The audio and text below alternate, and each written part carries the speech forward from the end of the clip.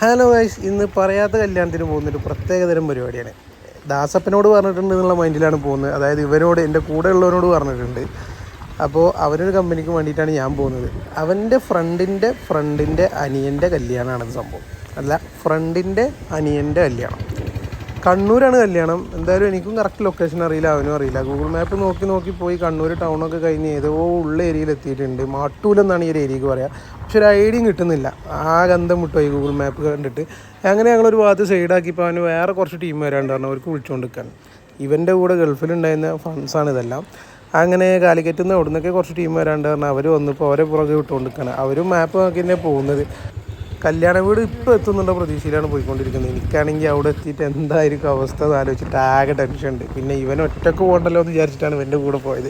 പിന്നെ ഇതൊക്കെ ഒരു പ്രത്യേകതര എക്സ്പീരിയൻസ് അല്ലേ എന്ന് വിചാരിച്ചിട്ടാണ്. ഇതൊക്കെ എല്ലാം വേണമല്ലോ നമ്മളൊന്ന് എക്സ്പീരിയൻസ് ചെയ്യാം. അങ്ങനെ ഫൈനലി വന്ന് നമ്മൾ കല്യാണ വീട്ടിലെത്തി. ഇതൊക്കെയാണ് അവൻ്റെ ഫ്രണ്ട്സ്. അങ്ങനെ നമ്മൾ കല്യാണ വീടിൻ്റെ ഉള്ളിൽ കയറി. അടിപൊളി പരിപാടിയാണെന്ന് തോന്നുന്നുണ്ട്. ഈ ഇരിക്കുന്നതാണ് നമ്മുടെ കല്യാണ ചെക്കൻ. എന്തായാലും അവിടെയൊക്കെ നിന്ന് കുറച്ച് ഫോട്ടോ ഒക്കെ എടുത്തിട്ട് നേരെ ഭക്ഷണം കഴിക്കാൻ കയറി. ഇതൊരു പ്രത്യേകതരം സാധനമാണ്, കണ്ണൂർ ഏരിയയിൽ മാത്രം കാണുന്ന അൽസ. ഇതെന്താണെന്നറിയാതെ ഞാൻ കുറച്ച് നേരം പകച്ചുപോയി. എന്നിട്ട് പിന്നെ അവർ പറഞ്ഞു ഇതിങ്ങനെ ഇട്ടിട്ട് അതിൽ കുറച്ച് പഞ്ചസാരയൊക്കെ ഇട്ടിട്ടാണ് കഴിക്കാൻ.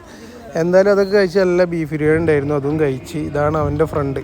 എൻ്റെ മോനെ എന്ത് നല്ല സ്വഭാവമാണോ, അറിയാത്ത ആളുകളാണെന്നുള്ള ഭാവമൊന്നുമില്ല. വന്ന് കെട്ടിപ്പിടിക്കുന്നു, കൈതരുന്ന്. അങ്ങനെ ഒരുപാട് പുതിയ ഫ്രണ്ട്സിനെയും കിട്ടി. എന്തായാലും അടിപൊളി. നിങ്ങളിങ്ങനെ പറയാത്ത കല്യാണത്തിന് പോയിട്ടുണ്ടെങ്കിൽ ജസ്റ്റ് ഒന്ന് കമൻറ്റ് ചെയ്യാം.